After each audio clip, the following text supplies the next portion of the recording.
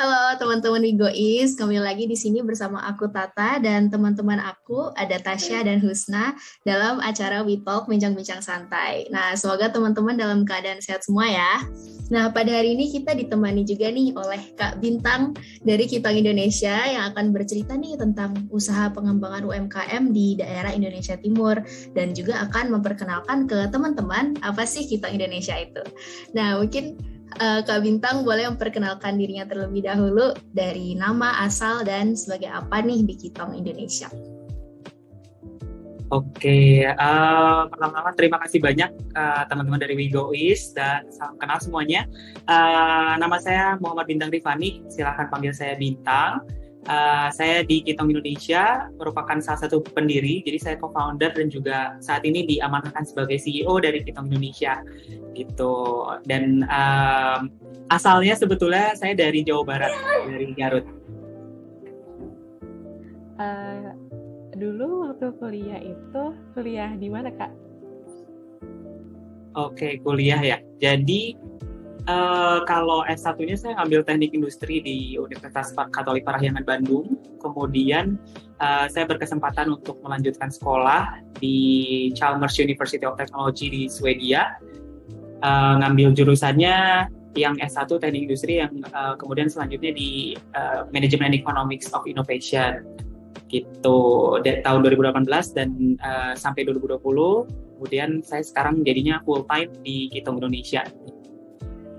Kira-kira dapat inspirasi dari mana nih, Kak, mau mendirikan Kitong Indonesia ini? Itu mungkin boleh cerita sedikit. Oke, terima kasih banyak Husna pertanyaannya. Juga tadi thank you Tasya pertanyaannya.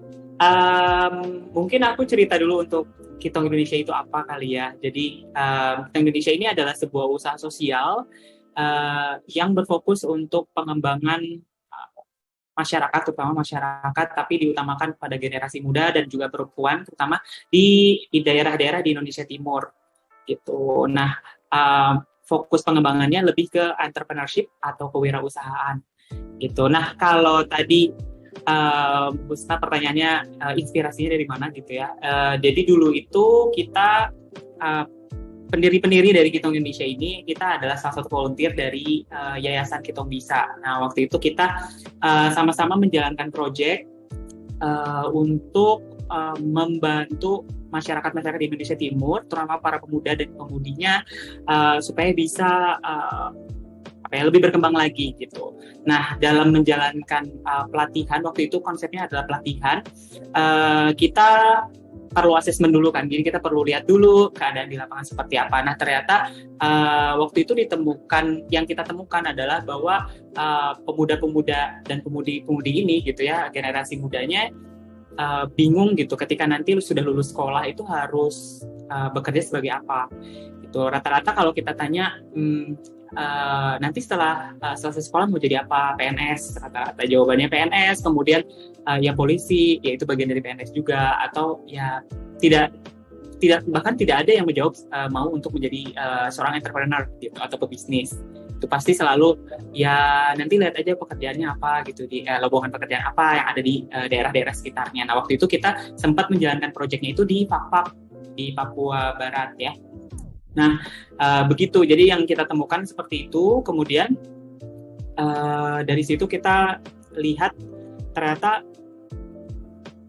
yang sudah lulus sekolah itu juga tidak menjamin dia bisa diterima bekerja gitu ya dengan baik untuk menghidupi nanti kehidupannya setelah dari sekolah gitu. Jadi kita lihat bagaimana ya caranya supaya kita bisa bantu generasi-generasi muda di berbagai daerah di Indonesia Timur. Waktu itu kita kan memang fokusnya di Papak, tapi kita coba lihat keadaannya di Indonesia Timur juga. Karena kan tidak bisa dipungkiri memang di daerah berbagai daerah di Indonesia Timur ini masih dari segi pembangunan juga masih perlu banyak dibangun gitu ya infrastrukturnya. Kemudian secara Human Development Index berbagai daerah di Indonesia Timur ini terbilang rendah gitu ya kategorinya dibandingkan daerah-daerah lain di Indonesia gitu. Jadi secara kesempatan bersaing pun kalaupun lulus sekolah juga dengan seluruh Indonesia juga masih perlu banyak persaingan gitu ya. Nah, jadi waktu itu kita melihat salah satu intervensi yang bisa dilakukan adalah melalui entrepreneurship. Jadi kita bekali mereka dengan kewirausahaan supaya mereka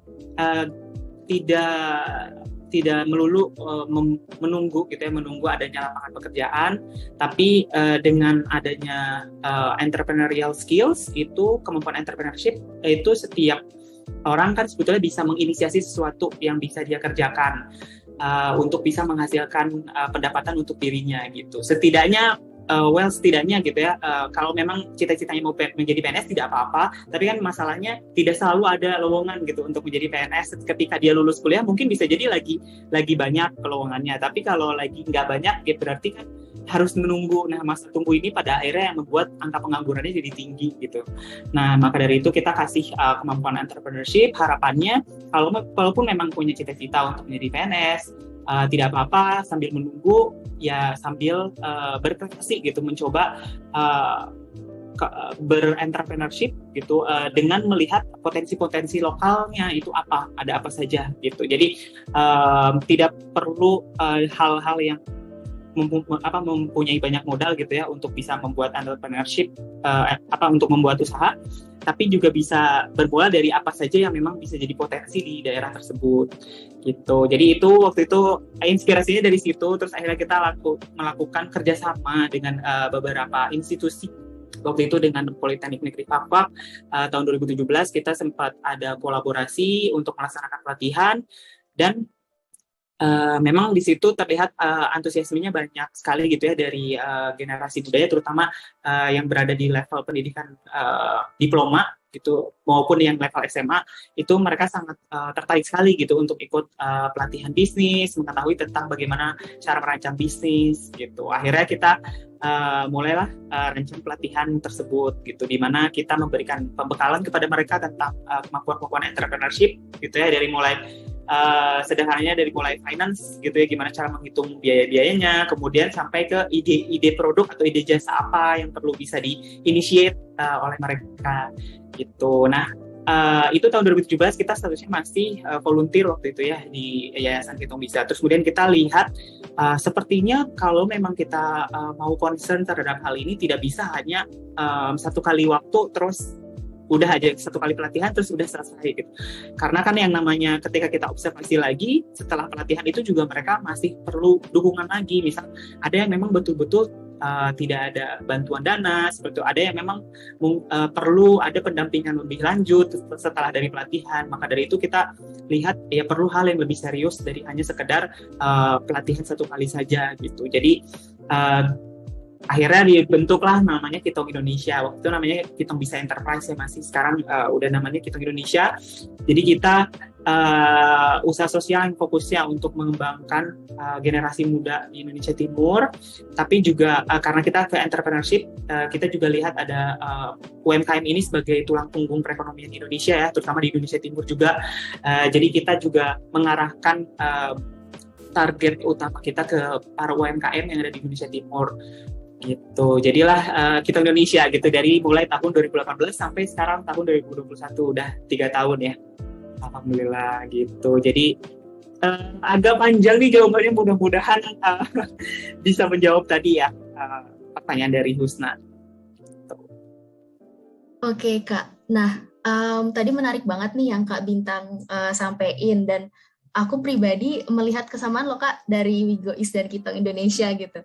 Kalau dari Wigois ini kan targetnya itu ya kita berdua sama-sama targetnya Indonesia Timur, dan kalau dari Wigois itu kita mau mengembangkan karya dan bakat dari generasi muda.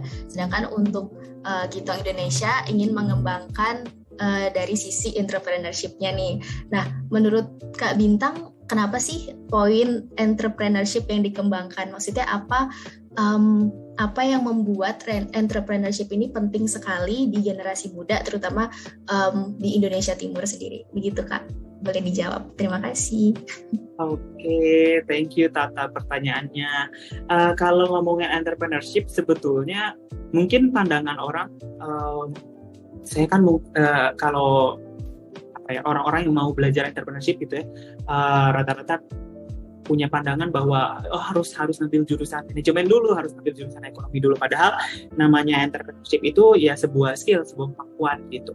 Nah, yang bisa dipelajari oleh siapapun sebetulnya. Nah, yang kami lihat sebetulnya dari entrepreneurship itu tidak hanya dalam merancang bisnis ya gitu. Walaupun nanti pada saat ketika sudah bekerja pun mindset sebagai seorang entrepreneur itu juga penting untuk dimiliki gitu. Jadi namanya untuk membangun usaha itu kan yang jelas nggak mudah ya gitu. Di awal mulanya harus nyari ide gitu. Setelah itu harus nyari siapa target konsumennya, siapa yang kira-kira akan tertarik, harganya harus dijual berapa, dari mana saya harus dapat resource kayak gitu. Sampai akhirnya supaya nambah laku saya harus bikin promosi seperti apa supaya mengajak mereka. Kan konsep-konsep itu kalau dilihat ya gitu, dilihat secara lebih detail lagi bagaimana cara manage keuangan, manage orang, itu kan sebetulnya kemampuan-kemampuan yang sebetulnya dibutuhkan tidak hanya bagi seorang pebisnis tapi juga nanti kalaupun nanti target peserta trainingnya misal punya cita-cita tetap jadi PNS tapi pengen berbisnis dulu gitu, walaupun nanti misalkan di PNS pun kemampuan untuk mencari ide gitu ya, mencari partner gitu ya untuk bisa bekerja sama, itu adalah hal-hal yang sangat penting gitu untuk dimiliki. Maka dari itu kita lihat entrepreneurship skills ini gitu ya, kemampuan untuk berwirausaha itu bukan hanya sekedar untuk pada outputnya akhirnya nanti terwujud gitu ya usaha UMKM atau bisnisnya, tapi juga terlepas dari situ ada semangat dan juga mindset yang bagus untuk dimiliki, terutama untuk generasi muda supaya tidak pantang menyerah, terutama dalam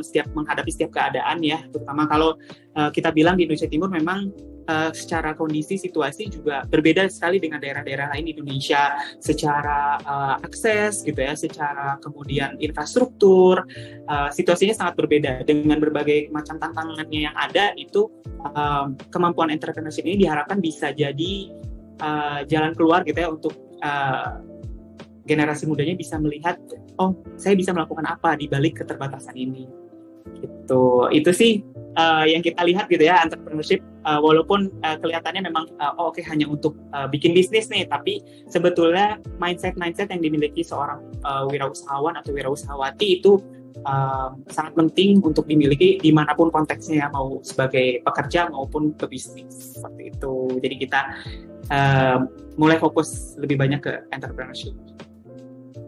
Semoga menjawab.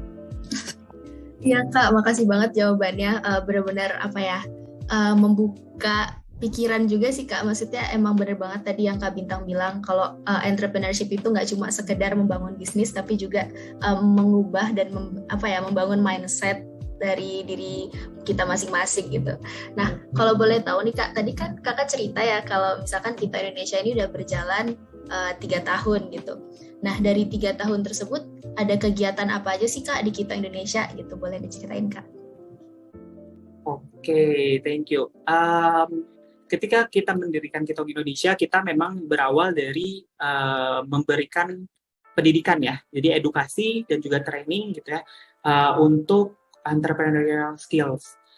Nah, tapi seiring berjalannya waktu kita lihat, nggak cukup nih hanya cuma pelatihan aja. Maka dari itu kita mulai merancang ada 4 pendekatan sebetulnya yang dilakukan oleh Kita Indonesia. Jadi yang pertama itu kita ada business training and mentorship, itu yang memang kita melakukan pelatihan bisnis, kewirausahaan, dan kita menyediakan akses terhadap pengetahuan-pengetahuan tentang berwirausaha yang dibutuhkan untuk seorang pemula maupun yang memang mau melanjutkan usahanya jadi lebih berkembang lagi gitu.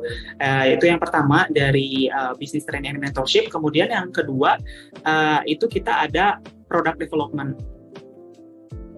intinya setelah dari pelatihan itu biasanya peserta-peserta yang memang baru mau merancang bisnis itu udah punya ide, kira-kira mau buat apa.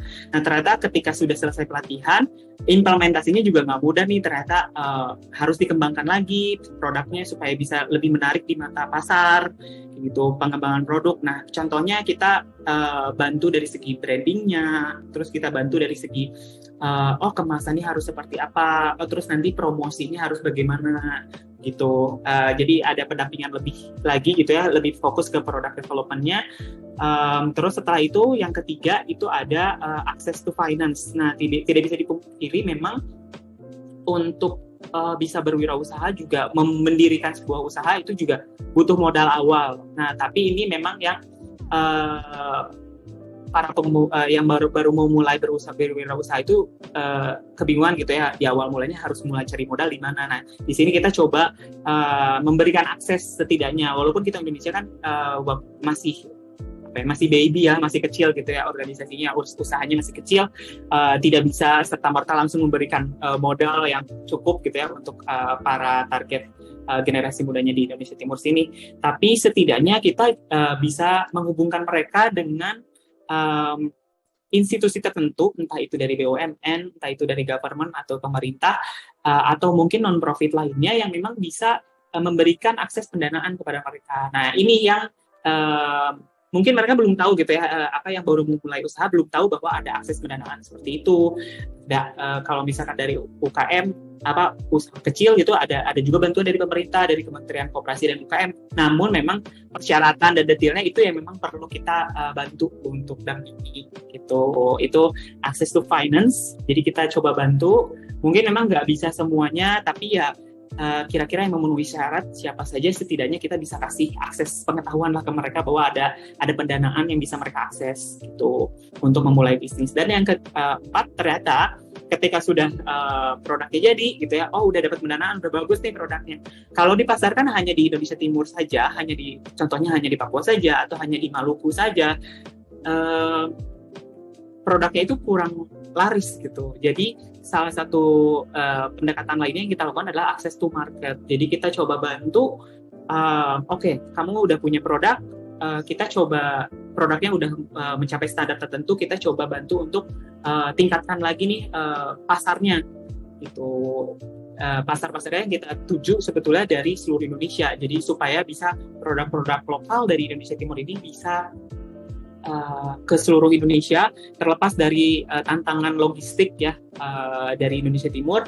Tapi kalau kualitasnya bagus dari segi produknya dari UMKM di Indonesia Timur, itu mereka diharapkan bisa bersaing gitu dengan pasar-pasar lainnya gitu, tidak hanya berfokus di Indonesia Timur gitu. Jadi ada 4 hal tadi yang kita lakukan, dari mulai bisnis training mentorship, terus kemudian dari product development, kita kasih akses terhadap keuangan, akses to finance, dan juga akses to market gitu. Kak, tadi kan melakukan ini ya kayak training mentorship itu tuh yang menyelenggarakan itu full dari Kitong Indonesia, atau Kitong Indonesia kayak kolaborasi sama orang yang emang udah ahli sama entrepreneur gitu, Kak? Oke, terima kasih Tasya pertanyaannya. Kalau dari kita sih, Kitong Indonesia, sebetulnya dalam menyelenggarakan pelatihan itu sejauh ini kita seringnya berkolaborasi ya. Jadi misal dari akses pendanaan tertentu, dana hibah gitu ya, atau dari BUMN yang memang mau menyelenggarakan pelatihan-pelatihan, nah kita bantu untuk menyelenggarakan pelatihan itu. Nah, di pelatihan itu siapa saja sih yang mengajar gitu ya, yang memberikan pengetahuan, itu ada dari tim Kitong Indonesia juga, itu tapi tergantung konteksnya ya. Kalau misalkan entrepreneurial mindset, itu dari kami bisa. Terus seputar manajemen usaha dari Kitong Indonesia, kita ada mentornya gitu ya, yang memberikan pengetahuan tersebut. Terus juga dari ideation untuk pengembangan produk ataupun jasa, itu juga ada mentor yang dari Kitong Indonesia yang bisa memberikan ilmu tersebut gitu ya. Tapi sebetulnya kewirausahaan juga luas sekali ya, ada tentang hukum gitu ya, gimana cara buat badan hukumnya, terus abis itu ada PR selanjutnya gimana cara atur finance-nya, keuangannya. Nah, hal-hal ini sebetulnya yang pada akhirnya kita jadinya berkolaborasi juga dengan pihak-pihak yang lain gitu. Kalau misalkan yang pihak finance, kita ada banyak kolaborasi dengan expertise ya di bidang yang memang sudah punya keterampilan dan punya pengetahuan untuk manajemen keuangan bagi para UMKM. Terus kemudian dari segi legalnya, itu biasanya kita juga undang pembicara dari dinas-dinas terkait. Kalau misalkan mengenai perizinan, misalnya perizinan SIUP atau SITU, itu kita ada kolaborasi juga dengan dinas satu pintu, biasanya di daerah tersebut gitu. Kalau misalnya kita lagi ngadain pelatihan di Kakak, berarti kita ke dinas satu pintunya Kakak. Terus kalau misalkan sekarang kan saya lagi di Jayapura, terus di Jayapura lagi ada pelatihan misalkan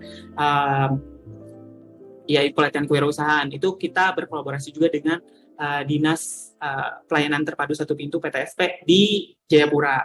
Terus sering juga kita di setiap daerah gitu, terutama untuk entrepreneurial mindset, memberikan pengetahuan kepada mereka dan semangat entrepreneurship. Itu kita mendatangkan orang-orang yang sudah pernah punya pengalaman sebelumnya dengan berwirausaha di lokal di lokal setiap daerah tersebut. Gitu. Jadi yang memang sudah mendirikan, sudah terbilang sukses gitu, agar membagikan inspirasinya gitu ya ke generasi-generasi muda atau calon-calon wirausaha-wirausaha lainnya yang ada di lokal daerah tersebut. Gitu. Jadi kalau secara materi kadang memang tergantung konteksnya ya, tergantung setiap daerahnya. Kadang ada concern tertentu, misalnya di daerah Maluku lebih banyak kebutuhannya untuk lebih ke pengembangan ide-ide baru. Gitu. Kalau di Jayapura lebih banyak seputar perizinan, seputar akses bantuan dari pemerintah. Berarti materinya nanti yang kita banyak kolaborasikan dengan pihak-pihak yang lain gitu. Jadi dalam menyelenggarakan business training dan mentorship ini kita nggak sendirian sih. Gitu. Kalau dari aku Kak, menurut aku menarik banget Kitong Indonesia ini, dan aku juga sebenarnya tertarik banget sama sosial medianya, Instagram. Aku lihat nih di Instagram Kitong Indonesia itu sering banget nyebarin cerita dari pengalaman-pengalaman UMKM dari Indonesia Timur dalam menjalankan usahanya, dan juga ada sharing tips and trik penting yang perlu diketahui oleh pelaku UMKM ya Kak. Nah, kalau info-info tersebut Kak, apakah memang dari UMKM yang sudah berkolaborasi dengan Kitong Indonesia, atau dari Kitong Indonesianya nih yang aktif mencari informasi tentang UMKM tersebut? Gitu Kak. Oke. Kalau untuk UMKM, cerita UMKM-nya ya, itu biasanya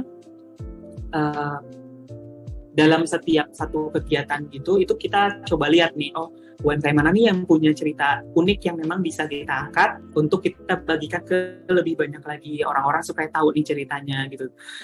Itu biasanya sih di dalam satu kegiatan itu kan ada peserta-peserta pelatihannya. Nah itu yang kita coba lihat di setiap perwakilan daerah gitu ya, mana yang memang punya cerita unik gitu ya, punya cerita unik dan punya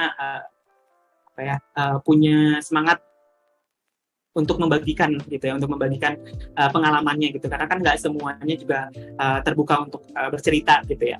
Nah itu gitu, jadi ada banyak biasanya banyak format juga. Ada dulu tahun 2020 gitu, kita karena banyak pandemi, karena awal mula pandemi ya, terus lagi tinggi-tingginya, jadi kita banyak memanfaatkan media online untuk ngadain IG live session biasanya dengan berbagai pelaku usaha gitu ya, UMKM. Terus yang kedua itu kemarin kita banyak nerbitin post ya, sosial media post gitu dari cerita-cerita uniknya UMKM. Biasanya itu dari kegiatan pelatihan kita tahu ada cerita-cerita unik, kita angkat, bantu cerita dari UMKM ini untuk diangkat gitu. Terus di sisi yang lain juga kita kadang ketika terjun ke lapangan gitu ya, ke berbagai daerah di Indonesia Timur, itu ngelihat ini UMKM-nya usahanya bagus, misal usaha kafe atau usaha apapun lah yang unik gitu ya. Biasanya kita langsung sharing gitu ya di grup internal, ini ada yang bagus nih di daerah ini kayak gini. Terus ya kalau memang ada waktu dan kesempatan, kita kolaborasi untuk ngadain IG live session, atau kita ceritanya kita interview terus kita angkat gitu. Jadi tujuannya sih supaya menginspirasi, terutama terus menginspirasi orang-orang gitu ya, terutama untuk di daerah-daerah lokalnya, bahwa kalau berwirausaha itu kan kadang orang-orang merasa sendirian gitu ya, padahal banyak usaha-usaha lainnya di daerah juga yang struggling juga gitu, struggling juga, kesusahan juga, tapi tidak menyerah gitu. Nah itu yang mau kita bagikan gitu semangatnya. Terus yang kedua juga ini jadi ajang yang baik juga ya, saya kira, untuk membantu memasarkan gitu ya tentang usahanya gitu. Jadi ketika ceritanya itu kita feature, masukin ke sosial media, atau kita lakuin IG live session, itu kan orang-orang jadi semakin mengenal tentang usahanya dia, dan harapannya mudah-mudahan ada kontribusi penambahan pendapatan gitu ya untuk para UMKM-nya gitu sih. Itu yang kita lakukan ya. Iya Kak, nah mengingat UMKM ini kan juga punya peranan yang cukup besar ya dalam untuk negara sendiri, karena sebagai bentuk perluasan kesempatan kerja juga penyerapan tenaga kerja kan dari UMKM.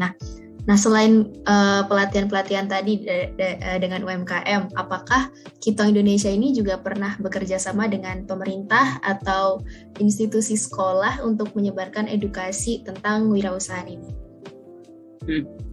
Oke. Pernah. Kita pernah kolaborasi dengan beberapa sekolah. Contohnya yang pas awal mula pilot project itu kita di Fakfak ada kerjasama dengan Politeknik Negeri Fakfak, Polinef. Terus habis itu juga tahun berikutnya, tahun 2018, kita sempat ngadain pelatihan lagi, kita bisa bisnis bootcamp di Jayapura. Waktu itu ada 2 edisi ya, satu edisi itu buat umum, terbuka untuk umum, yang satu edisi itu khusus berkolaborasi dengan SMKN 4 Jayapura gitu. Tujuannya sih sebetulnya untuk kolaborasi langsung dengan sekolah-sekolah tersebut kan supaya bisa lebih kalau dari di sekolah kan konsepnya nanti setelah dari selesai pelatihan kan pihak sekolah pun bisa tahu ada materi-materi entrepreneurship yang sudah pernah diajarkan, mungkin dari guru-guru bisa bantu follow up atau mungkin bisa bantu untuk gimana caranya supaya bisa lebih meningkatkan lagi output hasil dari pelatihan tersebut. Nah, ini sebetulnya udah terjadi sih, salah satu contohnya ini alhamdulillah juga nih ternyata apa yang kita lakukan juga ternyata ya sedikit banyak bisa memberikan dampak gitu. Salah satu contohnya yang di Polinef itu kan awal mulanya tahun 2017 kita ngadain pelatihan. Nah, cuma 1 kali memang waktu itu karena kan keterbatasan resource juga dari kita, cuma 1 kali. Nah, tapi seiring berjalannya waktu tuh ternyata dari pihak kampusnya pun menilai entrepreneurship ini bagus ya gitu ya untuk para mahasiswa melatih kreativitasnya, terus kayaknya perlu didukung gitu dari pihak kampusnya. Maka dari itu kayaknya per tahun sekarang ya udah mulai ada inkubasi bisnis, jadi bisnis incubator di kampusnya. Mungkin kan kalau di kampus-kampus yang ada di Jawa gitu ya, kampus-kampus besar itu adalah hal yang biasa aja ya gitu ya, ada inkubasi bisnis gitu ya, bisnis incubator yang bisa bantu. Nah, tapi kalau untuk di Polinef ini adalah hal yang baru gitu. Jadi sebetulnya ya alhamdulillahnya jadi bisa berkelanjutan gitu ya hasilnya gitu ya dari tidak hanya pelatihan 1 kali, tapi juga harapannya nanti bisa dibuat mekanismenya supaya bisa membantu lebih banyak lagi generasi mudanya dengan berwirausaha gitu. Itu kira-kira mungkin salah satu contohnya. Itu contohnya untuk sekolah ya, tapi kita juga pernah kolaborasi sama BUMN. Itu salah satu BUMN itu kan biasanya program-program BUMN itu ada memberikan dana PKBL ya, dana bantuan untuk daerah-daerah sekitarnya gitu. Nah, salah satunya adalah memberikan pendanaan modal, pinjaman modal gitu ya, untuk para UMKM yang ada di daerahnya. Waktu itu kita daerahnya di Ternate sama di Jayapura. Nah, jadi ini jadi salah satu momen juga nih buat Kitong Indonesia memberikan akses to finance itu tadi gitu. Jadi kita mungkin secara institusi masih kecil, nggak bisa ngasih modal, tapi kita tahu nih UMKM bisa dapat tambahan modal dari mana. Nah, salah satunya dari BUMN ini gitu. Itu salah 2 ya contohnya kolaborasi kami. Aku penasaran nih, Kitong Indonesia kan udah banyak banget ya mengadakan kegiatan di dalam institusinya itu. Dari kegiatan-kegiatan tersebut, pernah nggak Kak ada kendala atau hambatan yang terjadi gitu? Contohnya seperti apa aja sih Kak? Oke.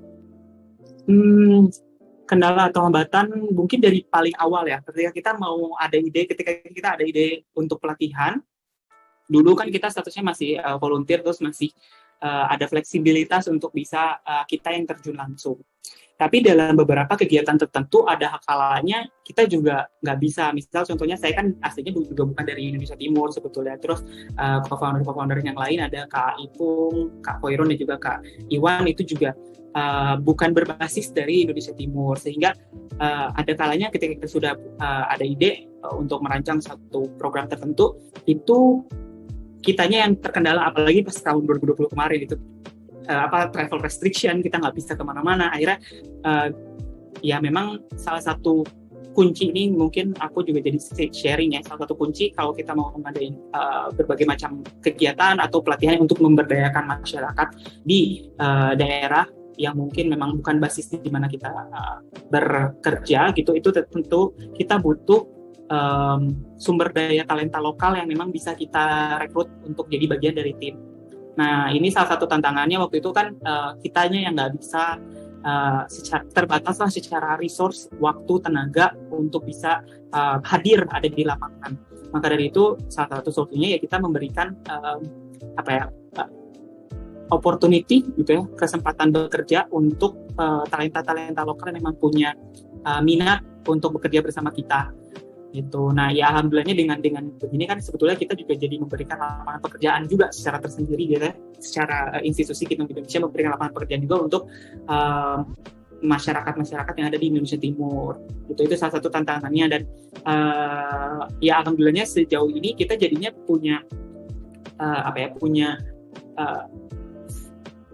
local agent gitu ya, local agent bisa dibilang di berbagai daerah yang memang bisa kita approach lagi terus menerus untuk bisa lebih meningkatkan lagi dampak dari kegiatan-kegiatan yang kita lakukan di berbagai daerah itu. Itu mungkin salah satu tantangan yang pertama ya, secara manajemen sumber daya manusianya di Kitong Indonesia. Terus kemudian yang kedua mungkin ini ya, kalau di Indonesia Timur itu kan memang secara infrastruktur itu tidak well developed daerah-daerah yang lain, terutama daerah di Jawa ya bisa dibilang. Jadi mulai dari akses internet, tapi ya alhamdulillahnya per tahun 2020 kayaknya memang percepatan akses internet itu sudah mulai lebih merata, tapi memang tidak bisa menjangkau daerah-daerah yang memang terpencil gitu ya, terutama di daerah-daerah Indonesia Timur. Itu jadi salah satu tantangan tersendiri untuk bisa ngadain pelatihan, terutama kalau pelatihannya basisnya online. Ini pernah kejadian juga waktu kayaknya Mei tahun ini Mei 2021 kita ada mengadakan pelatihan dukung UMKM Indonesia Timur untuk daerah di Maluku Utara, Papua, dan Papua Barat. Nah, waktu itu daerah-daerah yang, kalau Papua Barat masih aman waktu itu akses internetnya. Nah, yang waktu itu bermasalah adalah di Papua, terutama daerah Jayapura, Sentani, daerah-daerah yang ada di Papua ini, akses internetnya sempat terputus selama 1 bulan. Nah, ini yang kemudian jadi, gimana ya caranya? Ini kan kita juga terbatas, tidak bisa secara langsung hadir ada di lapangan. Memang secara konsep pelatihan jenisnya online gitu. Ya ini yang pada akhirnya kita jadinya carikan solusinya sih gitu. Salah satunya dengan cara ya recorded session, kita tetap ngasih akses untuk ada akses rekamannya, supaya nanti ketika akses internetnya kembali mereka bisa belajar sendiri gitu. Itu yang pertama. Terus kemudian yang kedua juga kita coba kasih akses juga, misal tidak hanya dari video tapi juga kita kasih modul-modul tertulisnya gitu. Jadi ya mereka tidak harus, kalau video kan berat ya ke akses internetnya gitu, apalagi Zoom itu juga nggak bisa semuanya datang hadir gitu. Jadi selain recorded session kita juga ngasih akses modul gitu. Terus kemudian kita juga untuk menjangkau daerah-daerah tertentu yang memang pesertanya atau target orangnya gitu ya tinggalnya di daerah-daerah terpencil gitu ya, yang remote, tidak ada akses internet, bahkan tidak ada sinyal. Itu ya biasanya kita kasih beneran modul hard copy. Terus Bapak silakan pelajari, Ibu silakan pelajari. Terus materi-materi video ya back to basic lagi, kita masukin ke flashdisknya kita kasih ke mereka, ini silakan ini dipelajari gitu ya, ada udah di masing-masing masukin ke foldernya masing-masing ya. Paling itu sih ya tantangan yang pernah kita rasain sejauh ini di Indonesia Timur ya. Tapi ya itu pada akhirnya balik lagi gimana caranya menyiasati berbagai macam hambatan itu, keterbatasan itu, supaya targetnya tetap bisa terlaksana dan tercapai. Itu sih kira-kira ya tantangannya. Aku mau nanya nih Kak Bintang, selama mengurus di Kitong Indonesia nih pernah ada nggak sih Kak mungkin pandangan negatif atau kritik gitu yang masuk ke Kitong Indonesia, dan gimana apa pandangan mereka yang negatif itu, dan bagaimana Kakak mungkin mengubah pandangan mereka atau meningkatkan performa mungkin di Kitong Indonesia gitu Kak. Oke. feedback itu pasti akan selalu ada ya dalam setiap kita mengadakan pelatihan. Itu kan kita biasanya ada evaluasi juga, terus kita terima feedback dari berbagai pihak gitu ya untuk pelaksanaan kegiatan yang kita lakukan gitu. Jawabannya ada gitu. Salah satu contohnya memang kalau kita mengadakan pelatihan atau ke lapangan gitu ya, tujuannya untuk membantu masyarakat, kadang juga masyarakatnya tidak serta-merta langsung welcome dengan apa yang kita lakukan gitu. Kadang ada resistensi juga dari target beneficiaries-nya kita gitu. Tapi ya itu sebetulnya hal yang wajar juga ya, karena kan setiap daerah juga ada keanekaragaman budaya dan adatnya masing-masing gitu ya, sehingga juga mempengaruhi juga dengan cara pandang mereka terhadap sesuatu gitu, terutama dengan kegiatan-kegiatan ini gitu. Nah itu sebetulnya kalau bisa dibilang waktu itu saya juga pernah disangkanya saya adalah mahasiswa yang lagi skripsi gitu, cuman mau butuh data aja kayak gitu. Itu hal lucu juga sih, tapi saya sempat kok seperti ini gitu ya. Tapi ternyata ya memang ya nggak apa-apa juga, itu kan berarti dari target beneficiaries-nya mereka malah bersyukur juga mereka mau mengkomunikasikan hal itu ke kita gitu ya, secara belak-belakan gitu. Pada akhirnya yang kami lakukan ya lebih ke menjelaskan kembali gitu tujuannya kita apa, terus kemudian dibuktikan dengan tindakan sih, itu yang udah paling betul gitu. Bahwa kita memang melakukan pelatihan, nanti kita undang ya Bapak Ibu hadir ya, terus kita beneran datengin, kirimin undangannya gitu ya, ini Ibu, terus dijelasin nanti kegiatannya berlangsung di mana selama berapa hari, di setiap harinya itu ada sesi apa aja, terus Ibu ada kendala nggak nanti kalau misalnya datang ke tempat itu kayak gitu. Ada ya pelan-pelan sih, memang kan yang namanya trust itu perlu dibangun, tidak bisa hanya cuma sekali gitu ya. Jadi ya kehadirannya kita lebih bisa pelan-pelan membangun trust itu kehadirannya, dan juga concern-nya kita untuk terus mengembangkan mereka gitu.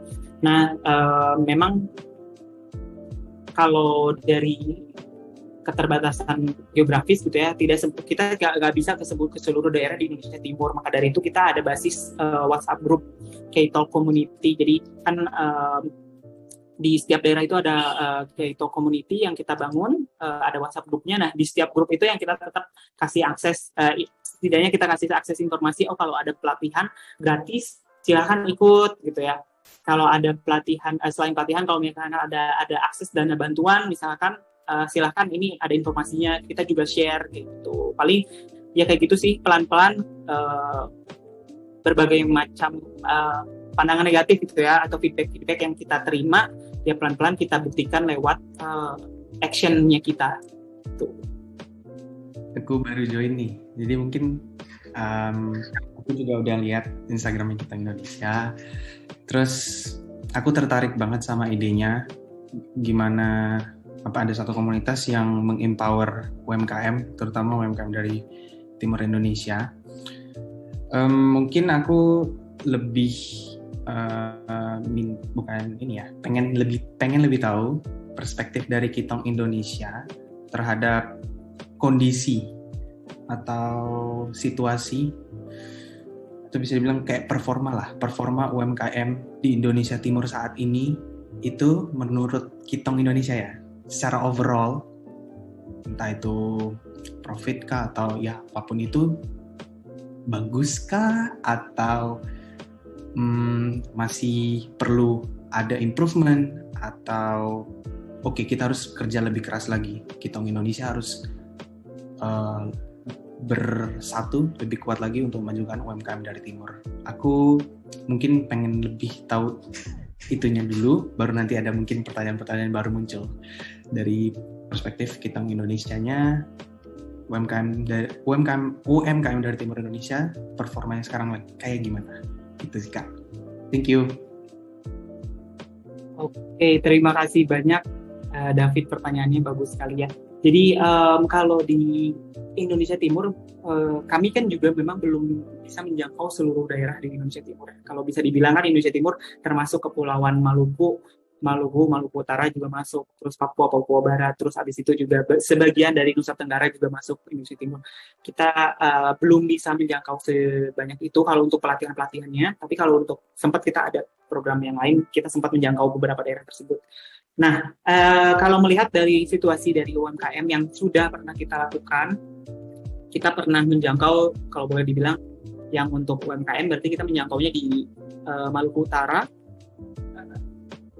di Ternate lebih tepatnya Maluku Utara, terus di Papua Barat, Sorong, Pakpak, Manokwari, kemudian di Papua kita sempat menjangkau Jayapura dan Yapen. Dari yang bisa kita lihat sih sebetulnya dari berbagai kunjungan lapangan yang kita lakukan dan program-program yang sudah kita lakukan, itu memang yang pertama secara time frame ya, dari tahun 2018 sampai 2020 ini tidak bisa dipungkiri memang ada banyak perkembangan dari mereka, terutama dari segi akses terhadap teknologi. Dulu kan 2018 itu mungkin awal mulanya marketplace itu langsung booming ya di Jawa maupun di daerah-daerah yang lain gitu ya, mulai booming. Nah di Indonesia Timur ini belum begitu masuk sebetulnya marketplace, ada tapi ya ongkirnya mahal kayak gitu. Terus ride hailing juga belum masuk, yang semacam transportasi online gitu ya, itu belum masuk waktu itu. Baru masuk kayaknya di tahun 2020 itu pun baru Jayapura dan Sorong, aku nggak tahu Manokwari udah masuk atau belum. Yapen belum ada, Serui belum ada kayak gitu.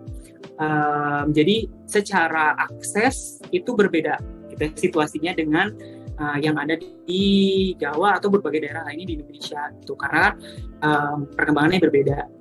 Nah, kalau bisa dibilang secara time frame-nya sekarang ini sudah jauh lebih berkembang ya, terutama dari segi akses mereka terhadap teknologi, sehingga memudahkan mereka untuk bisa memanfaatkan teknologi itu.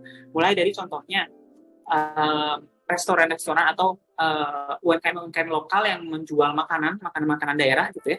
Dulu kan dijualnya ya udah mereka harus masukin ke swalayan, mereka harus punya toko sendiri gitu ya.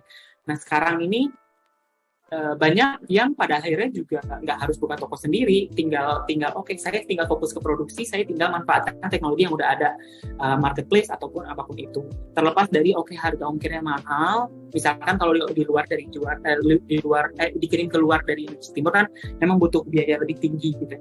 Cuma setidaknya untuk perputaran perekonomian yang ada di lokal itu sudah bisa jauh lebih tinggi lagi gitu ya perputarannya. Terus itu dari segi time frame dan juga dari segi teknologi.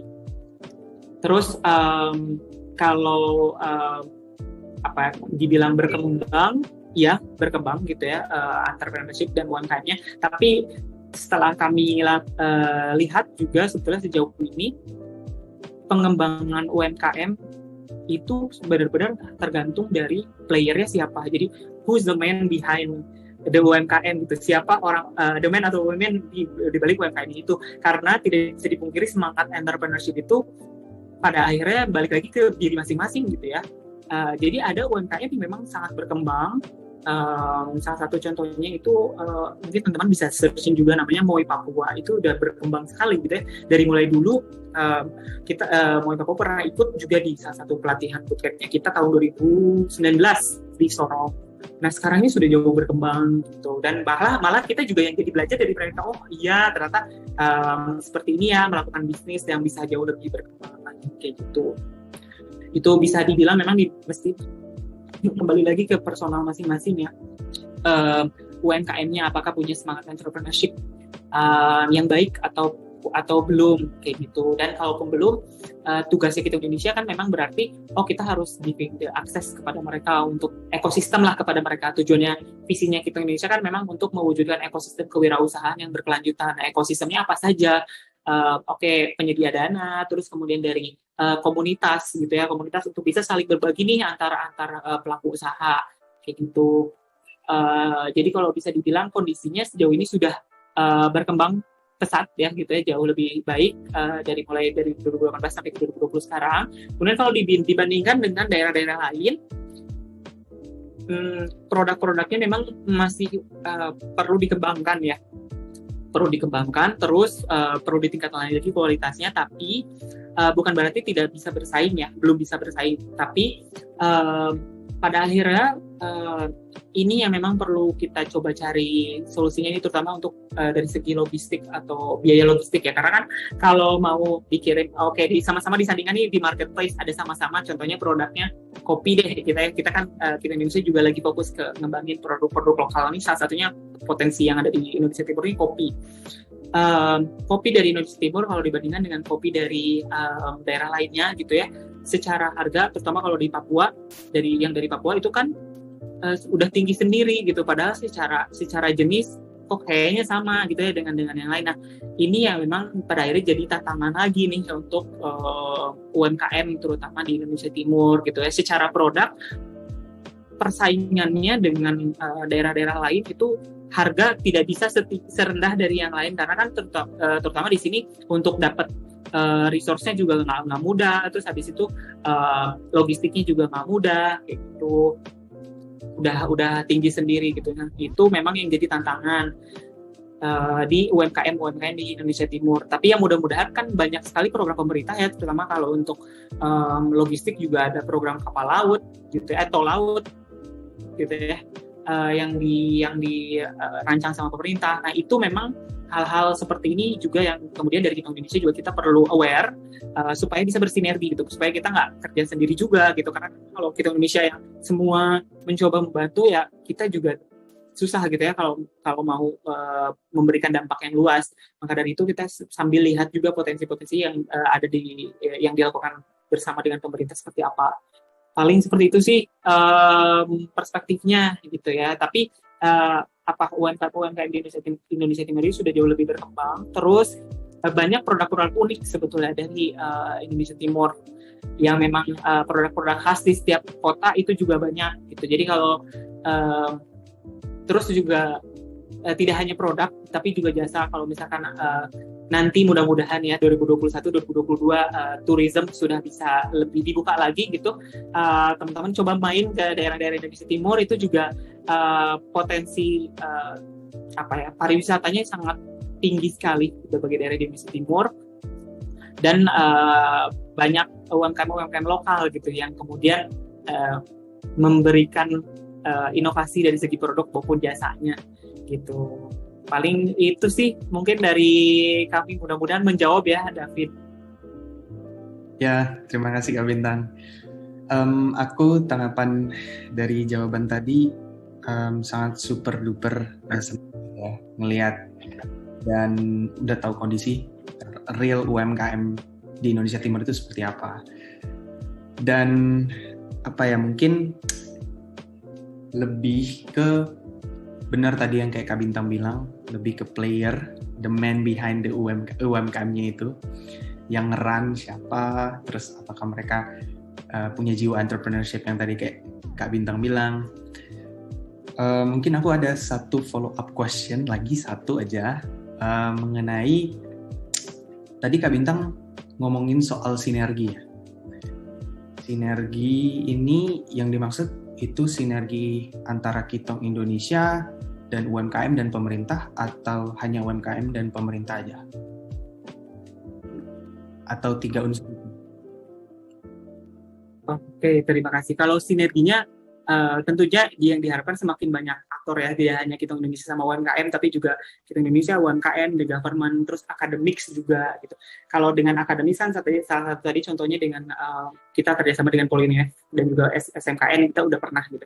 Dengan government ini yang memang pelan-pelan lagi kita bangun juga gitu. Gimana caranya memberikan akses entah itu pasar, entah itu pemodalan, entah itu apapun itulah, berbagai macam hal yang memang bisa membantu wirausahawan dan wirausahawati yang ada di Indonesia Timur ini bisa berkembang gitu. Aku juga ada penasaran sih Kak sama satu hal. Jadi dari tahun 2020 yang lalu kan kita dihadapkan dengan situasi baru ya Kak, pandemi gitu. Dimana semua aktivitas tatap muka ini dibatasi banget. Masyarakat tuh dipaksa beradaptasi untuk bekerja, belajar, semua dari tempat tinggal masing-masing. Dan pandemi ini juga istilahnya mendorong pelaku UMKM itu juga beradaptasi menuju digitalisasi gitu. Nah, menurut Kak Bintang sendiri bagaimana hal ini dapat tercapai khususnya di daerah Indonesia Timur sendiri, Kak? Oke, thank you Tata pertanyaannya. Kalau untuk digitalisasi memang yang bisa kita Indonesia lakukan adalah memberikan akses pengetahuan terutama untuk UMKM yang belum mengenal gitu ya tentang tools-tools secara digital yang bisa dimanfaatkan. Ya kita memberikan pengetahuan.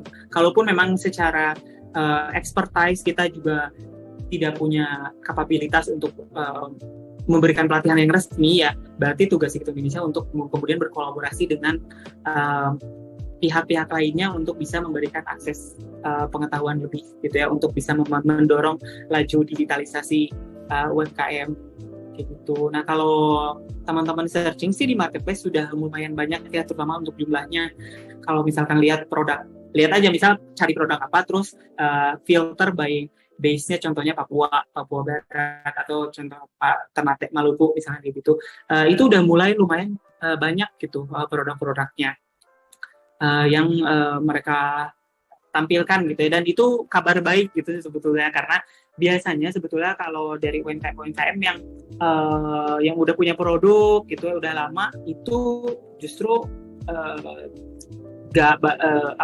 tidak selalu anak muda gitu di baliknya. Itu ternyata ada ibu rumah tangga yang kemudian punya anak berapa gitu ya, tapi tetap sambil menjalani usahanya. Tapi ternyata ketika tahu dengan adanya digitalisasi ini bahwa konsumen sekarang lebih banyak beralih ke digital, dan mau nggak mau ya usahanya juga jadi mesti beradaptasi dengan digital gitu ya. Itu kemudian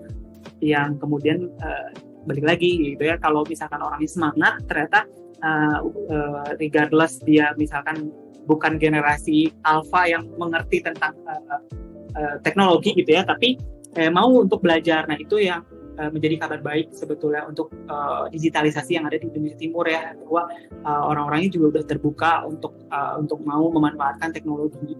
Karena kan kalau nggak memanfaatkan teknologi, nanti yang rugi juga sebetulnya UMKM-nya sendiri gitu. Memang perlu effort lebih lah gitu, buka toko online gitu ya di berbagai channel, perlu diurus gitu ya, belum tentu laku juga gitu. Itu salah satu curhatan UMKM kemarin ya, udah put effort di Instagram, bikin update, tapi kok kayaknya nggak ngaruh juga. Ya memang itu yang jadi perlu dipahami juga, bahwa memang nggak semuanya channel perlu dimanfaatkan seluruhnya, tapi pada akhirnya kan kita lihat juga mana yang memang efektif buat jenis produknya kita gitu. Ya itu sih, jadi untuk digitalisasi itu pengetahuan itu penting untuk menambah digitalisasi. Sama sebetulnya kalau ngomongin digitalisasi itu pasti kan hubungannya sama internet ya, koneksi, dan itu yang kalau dari kita Indonesia, kita kan nggak punya kapabilitas untuk bisa membangun akses internet gitu ya. Jadi ya harapannya akses internet juga bisa menjangkau jauh lebih luas lagi. Terutama contohnya nih, kemarin kan saya habis dari Yapen Serui, internet dan sinyal itu cuma ada di Serui kota. Jadi ketika nanti saya misalkan ke daerah yang melipir aja berapa puluh kilometer, itu udah nggak ada sinyal sama sekali gitu. Jadi ya itu masih jadi PR juga gitu dari penyedia layanan gitu ya untuk akses internet gitu, supaya semakin lebih banyak lagi gitu masyarakat yang bisa memanfaatkan teknologi dan juga digitalisasi, supaya dari segi yang para pelaku UMKM ini bisa terlibat aktif lah gitu dengan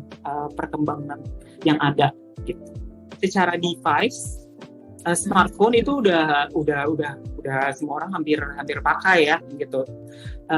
Kalaupun misalkan UMKM-nya misalkan ibu-ibu atau bapak-bapak yang memang belum punya smartphone, biasanya ada anaknya yang punya smartphone. Nah, biasanya kita dari itu mendekati ayo dong ajak anaknya ikutan ke ini topik digitalisasi kita gitu, supaya nanti ada follow up action juga gitu. Nggak cuma karena kalau mengandalkan beliaunya kan mungkin agak susah gitu. Tapi ya makanya dari itu sih sebetulnya sangat mungkin semuanya, cuma memang perlu lebih ditingkatkan lagi dari segi pengetahuan sama itu tadi ya infrastrukturnya. Aku boleh nanya Kak Bintang. Silakan. Kalau misalnya Kitong Indonesia ini mau branding gitu Kak keluar, terus apa sih Kak yang membedakan Kitong Indonesia dengan tim atau organisasi lainnya yang mengembangkan UMKM Papua? Jadi keunikan apa yang Kitong Indonesia bawakan gitu Kak? Gitu. Oke, thank you. Iya apa ya? Nggak, karena kalau dibilang kan memang juga gerakan-gerakan serupa juga nggak cuma Kitong Indonesia juga, kita aja gitu ya. Sebetulnya ada juga yang lain. Tapi apa yang bisa dibilang unik dari Kitong Indonesia? Yang pertama, bisa dibilang kita tuh first player. Sebetulnya yang pertama kali touch Indonesia Timur, Papua Barat untuk memberikan pelatihan-pelatihan kewirausahaan itu bisa dibilang kita tahun 2017 waktu itu. Tapi tidak berhenti di situ sebetulnya. Kami juga memberikan tidak hanya akses terhadap pengetahuan, tapi juga secara menyeluruh ya.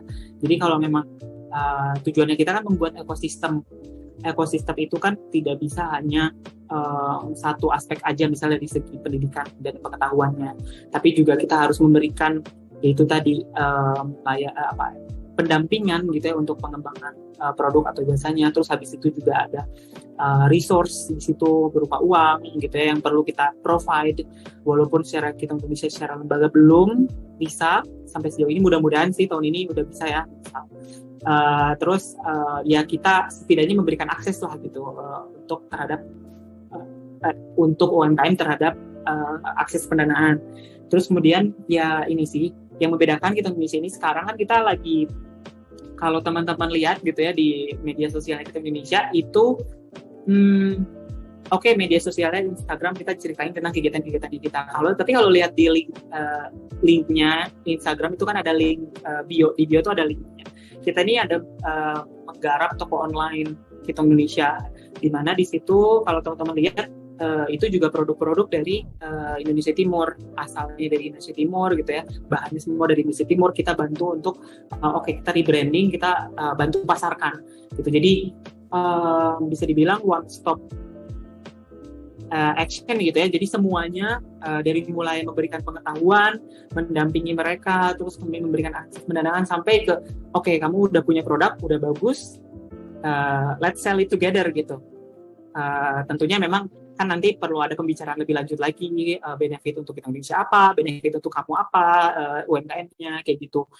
Itu sih mungkin yang membedakan. Terus kita juga jauh lebih dari setiap hal yang kita lakukan, sebetulnya yang kita pengenin ya kita memberikan dampak ke masyarakat, terutama di daerah-daerah di Indonesia Timur. Kita premis dari paling awalnya kita ngelihat dari sisi pengangguran ya. Tadi mungkin teman-teman di sini udah dengar cerita aku juga, berawal dari tingkat pengangguran yang tinggi di sini. Terus orang-orang ketika ditanya bingung mau kerja apa. Nah sekarang harapannya dengan kehadirannya kita juga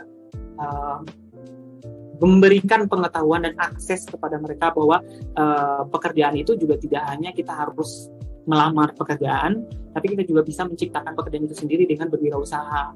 Gitu. Memang perjalanannya nggak akan mudah ya untuk berjalan di wirausaha ya, tapi kita Indonesia hadir untuk bisa mendampingi para pelaku UMKM itu gitu. Karena kehadiran itu penting gitu ya untuk selama perjalanan itu supaya terutama untuk berwirausaha, karena jujur memang nggak mudah gitu. Kondisinya beda-beda gitu. Ada yang memang kondisi dari segi personalnya gitu ya, keluarga, lingkungan, kurang mendukung. Ya itulah kehadiran kita Indonesia di situ diperlukan gitu.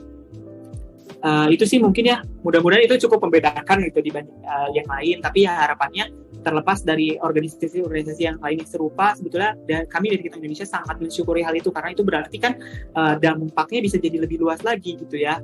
Terlepas dari siapa yang memberikan pelatihan, siapa yang memberikan akses kayak gitu. Tapi kan akan jauh jadi lebih besar lagi gitu, terlepas dari cuma Kitong Indonesia aja gitu. Mudah-mudahan itu bisa jadi point of selling-nya kami gitu ya, Kitong Indonesia di mata beneficiaries kita, terus di mata nanti kalau teman-teman konsumen ada mau beli produk-produk kita Indonesia, selalu mengingat bahwa di balik produknya kita there is a story behind it gitu, bahwa ya produk itu tuh nggak cuma hadir kita beli proses udah gitu aja, tapi juga itu kita beli dari petani lokal, dari orang-orang lokal, dari UMKM lokal gitu ya, yang mana mereka juga mencoba untuk mengembangkan dirinya dan juga memberikan penghidupan lah gitu kayak untuk diri mereka kayak gitu sih. Itu yang kita coba lakukan ya di Kita Indonesia. Mudah-mudahan menjawab ya, Husna. Pastinya untuk mendorong pertumbuhan UMKM di Indonesia Timur ini juga pastinya peran masyarakat keseluruhan itu penting juga ya Kak. Dan aku penasaran, aku pengen tanya nih, apa sih menurut Kak Bintang itu sifat apa aja sih yang Kakak harapkan ada di masyarakat Indonesia ini untuk mendorong pertumbuhan UMKM di Indonesia Timur? Yang pertama, ketika membandingkan sebuah produk atau jasa, kita tuh perlu tahu source-nya gitu ya, sumbernya dari mana. Jadi kalau mau dibandingkan produknya yang lokal gitu ya, lokal memang dibuat dari lokal, orang-orang lokal yang membuat, sama produk tandingan dari katakanlah dari negara luar gitu ya, yang datang ke sini, ternyata harganya jauh lebih murah yang dari luar, yang dari lokal mahal, udah gitu kualitasnya misal masih perlu diperbaiki lagi. Nah itu yang perlu disadari nih teman-teman, bahwa ya memang produk lokal ini dengan segala tantangan dan keterbatasan yang ada menciptakan produk yang memang harapannya bisa bersaing dengan di pasaran gitu ya, bersaing di pasaran gitu. Nah tapi kalau disandingkan dengan pemain yang besar gitu ya, pemain yang besar dari negara lain gitu ya, negara lain yang kemudian produk-produknya masuk ke Indonesia, terus kemudian kita bandingin dengan lokal produk, ya itu sih yang agak susah gitu ya untuk dilakukan. Jadi mungkin secara dari sisi konsumen, mungkin dari saya juga sebagai sisi konsumen untuk menghargai proses gitu, instead of the product itself only gitu ya. Jadi menghargai proses yang ada di belakangnya, karena kan manfaat yang dirasakan gitu ya ketika membeli produk lokal itu adalah tidak hanya dirasakan langsung oleh si pembelinya gitu ya, tapi juga kan pembelinya itu juga menghidupi keluarganya, menghidupi karyawan-karyawannya, yang kemudian bisa jadi karyawannya itu adalah saudara-saudara kita juga gitu ya. Nah itu yang kemudian mesti disadari bahwa ketika saya membeli dengan harga yang mungkin lebih tinggi, walaupun secara kualitas misalkan sama, tapi secara kapabilitas saya punya uang yang bisa saya spend lebih untuk bisa membeli produk lokal.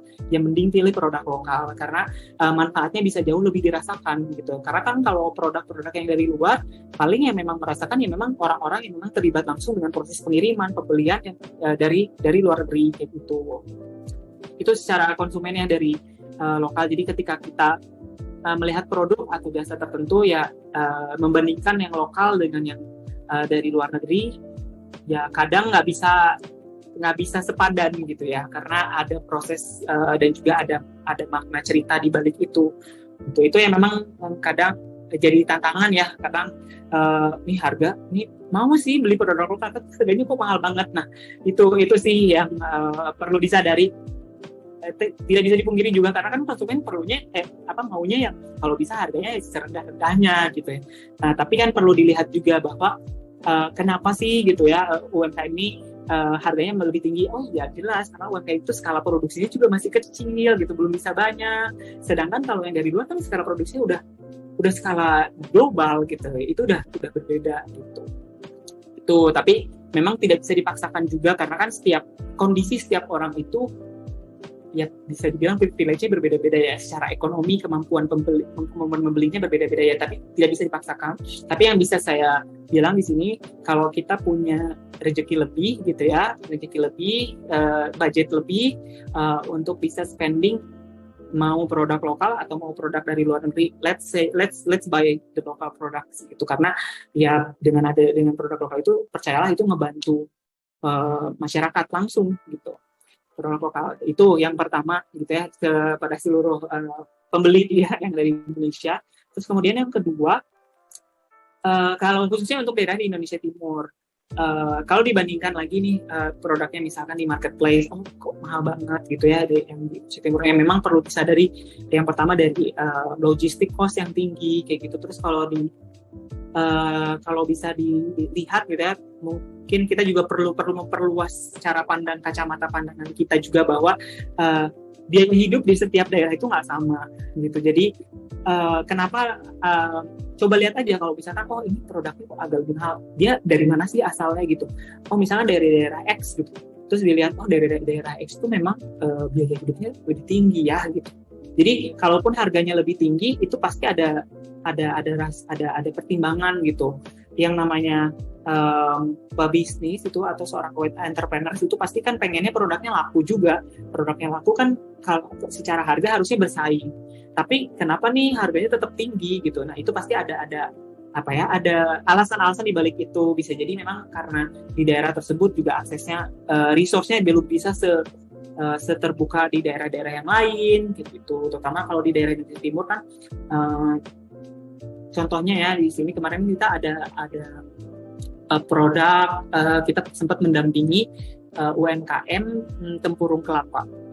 Kalau di daerah Jogja, daerah Jawa Tengah gitu ya, itu kan hal yang biasa saja gitu ya, banyak playernya gitu. Terus habis itu produknya juga jauh lebih bagus nih yang di Jogja kayak gitu. Nah tapi yang dari Jayapura nih produknya masih terbatas, sudah gitu secara harga juga mungkin jauh lebih tinggi gitu ya, jauh lebih tinggi dibandingkan yang ada di Yogyakarta ya. Itu sih ketika itu yang perlu saya ketika saya menghadapi hal itu, saya juga perlu memahami gitu ya, bahwa ya memang karena di sini juga secara sumber daya nggak bisa sebanyak yang ada di Jawa misalnya gitu. Makanya ya percayalah gitu, kalau kita membeli produk lokal misalkan dengan harga yang tinggi pun, kalau memang produknya secara kualitas bagus, ya itu tuh bermanfaat gitu. Bermanfaatnya tidak hanya kita mendapatkan produknya, terus produknya bermanfaat buat kita, tapi juga terhadap ownernya gitu, pemiliknya. Terus habis itu pemiliknya bisa menghidupi keluarganya, menghidupi SDM-nya, sumber daya manusianya yang dia karyawan-karyawannya yang dia pekerjakan kayak gitu. Jadi memang paling itu sih ya. Mudah-mudahan menjawab juga. Iya Kak, oke. Mungkin aku mau bertanya lagi, mungkin ya pertanyaan terakhir mungkin ya Kak. Apa nih Kak harapan Kak Bintang buat Kitong Indonesia dan buat UMKM di Indonesia Timur secara keseluruhan? Oke. Harapannya Kitong Indonesia bisa memberikan dampak yang lebih luas lagi, dan juga dampaknya bisa tidak hanya secara spread-nya juga lebih luas, tapi juga lebih in-depth gitu ya. Jadi lebih dalam gitu, lebih bisa berdampak lebih dalam lagi gitu ya ke target beneficiaries-nya kita gitu ya. Terus kita Indonesia juga kan usaha sosial, jadi usaha juga gitu. Jadi harapannya bisa terus berlangsung gitu ya apa yang kita lakukan ini, dan memberikan dampak untuk sebanyak-banyak mungkin orang. Terus kemudian harapannya juga untuk UMKM, terutama yang ada di Indonesia Timur, itu bisa jauh lebih berkembang. Yang pertama, bisa jauh lebih berkembang dari sisi cara memanage bisnisnya. Terus kemudian dari sisi produk ataupun jasa yang dihasilkannya juga. Gitu. Terus supaya nanti kalau dilihat dari kacamata nasional gitu ya, jadi bisa bersaing juga dengan daerah-daerah yang lainnya gitu, menambah variasi produk dan variasi jasa juga yang ada di pasaran kayak gitu, sehingga pada akhirnya konsumen juga yang diuntungkan kan, jadi punya banyak opsi dan punya banyak pertimbangan gitu. Harapannya bisa jauh meningkatkan lagi kualitas, dan juga kalau dari UMKM sebetulnya konsistensi produksi kayak gitu, itu yang perlu kami harapkan bisa jauh lebih berkembang lagi daripada UMKM terutama di Indonesia Timur, karena tidak bisa dipungkiri kan setiap orang yang menjalani UMKM itu ada tantangannya tersendiri masing-masing ya gitu ya, sehingga mungkin nggak bisa secara konsisten memproduksi terus-menerus gitu. Tapi ya harapannya nanti bisa semakin berkembang usahanya gitu, pelan-pelan bisa jadi lebih stabil lagi itu dalam hal produksinya, sehingga bisa menyediakan produk yang berkualitas gitu. Itu untuk harapannya untuk UMKM di Indonesia Timur. Mudah-mudahan ya bisa berkembang lah. Amin. Iya. Amin, semoga semua harapan buat kita Indonesia dan juga buat UMKM di Indonesia Timur dapat tercapai ke depannya, Kak. Wah, seru banget ya bincang-bincang kita pada hari ini bersama Kak Bintang dari Kitong Indonesia. Namun sayangnya kita udah sampai di penghujung acara nih, Kak, nggak kerasa. Pada hari ini kita udah mengenal komunitas Kitong Indonesia, kita juga udah berdiskusi perihal UMKM, terus strategi berkembang di tengah pandemi bagaimana, lalu juga edukasi yang dibutuhkan masyarakat untuk berwirausaha, juga mendengar harapan dari Kak Bintang nih untuk perkembangan UMKM masyarakat Indonesia Timur. Nah, sebelum menutup acara kita pada hari ini, Kak Bintang dipersilakan memberi sepatah dua patah kata penutup, Kak, untuk kami atau untuk masyarakat Indonesia yang mungkin nanti akan menonton acara ini. Silakan, Kak. Oke, terima kasih banyak nih untuk Bigois, gitu ya, untuk telah mengundang kami dari Kitong Indonesia untuk kita berbincang bersama. Pesan dari saya sih, terutama dari Kitong Indonesia, mari kita majukan gitu ya produk-produk lokal, UMKM lokal dimanapun kita berada, gitu ya. Mau itu di Indonesia bagian barat, bagian tengah, bagian timur, dimanapun di seluruh Indonesia, karena keberadaan UMKM itu sangat penting nih teman-teman. UMKM itu 97% tenaga kerja itu diserap lewat UMKM. Jadi kebayangkan betapa berdampaknya kalau misalkan kita belanja dan mengembangkan UMKM kayak gitu. Nah, kemudian sebagai pembeli dan juga pengguna UMKM, produk-produknya lokal, ketika kita punya aspirasi, punya masukan supaya UMKM ini bisa berkembang, silakan sampaikan gitu ke UMKM yang terkait, karena kan tujuannya supaya bisa UMKM itu bisa meningkatkan lagi kualitasnya kayak gitu. Terus kemudian saya kira sih peran untuk mengambil peran untuk mengembangkan masyarakat, mengembangkan UMKM itu tidak hanya tanggung jawab Kitong Indonesia aja, tapi juga tanggung jawab semua juga gitu ya, karena UMKM itu tulang punggung perekonomian di Indonesia, dan juga untuk mengambil peran tidak perlu membuat perusahaan sendiri misalnya, nggak perlu, tapi dimulai dari hal-hal yang sehari-hari kita lakukan aja. Kita beli produk lokal, kita punya aspirasi, masukan, kita kasih masukan ke ownernya atau ke pemilik produk lokal tersebut kayak gitu. Terus yaitu balik lagi, kalau misalkan kita tahu ada teman atau keluarga atau siapapun yang misal mencoba membandingkan gitu ya produk lokal dengan produk-produk yang lainnya, secara kualitas misalkan sama, tapi harga misalkan kenapa jauh lebih tinggi yang di lokal produk. Nah, perlu dikasih tahu lagi bahwa ya ketika kita membeli lokal produk itu manfaatnya bakal langsung dirasakan langsung oleh masyarakat Indonesia. Itu beda dengan kalau kita beli dari luar. Jadi ya mudah-mudahan kita semua bisa saling menghargai gitu ya apa yang memang udah dilakukan dan bisa saling berkembang juga gitu ya, tidak hanya produsennya tapi juga para konsumen-konsumen yang ada di Indonesia gitu. Terima kasih banyak. Iya Kak, kami juga berterima kasih pada Kak Bintang dari Kitong Indonesia yang telah meluangkan waktunya untuk berbincang bersama kami pada kesempatan kali ini. Dan ya, banyak sekali pelajaran dan pandangan baru yang kami dapatkan di kesempatan ini. Semoga kita bisa bertemu lagi Kak di kesempatan selanjutnya, dalam mungkin kita bisa berkolaborasi ke depannya. Yes, gitu ya Kak. Sukses terus untuk Kitong Indonesia dalam menjalankan misinya. Mungkin sebelum kita tutup, foto bareng dulu kali ya Kak. Siap, boleh. Oke. Aku hitung ya Kak. Siap, silakan. Teman-teman. 1, 2, 3. Oke, sip. Terima kasih banyak. Ya, makasih banyak Kak Bintang atas waktunya. Sampai bertemu lagi di kesempatan selanjutnya Kak. Sampai jumpa. Dadah teman-teman. Ya, sampai jumpa. Sehat-sehat ya semuanya. Ya Kak. Kasih Kak Bintang.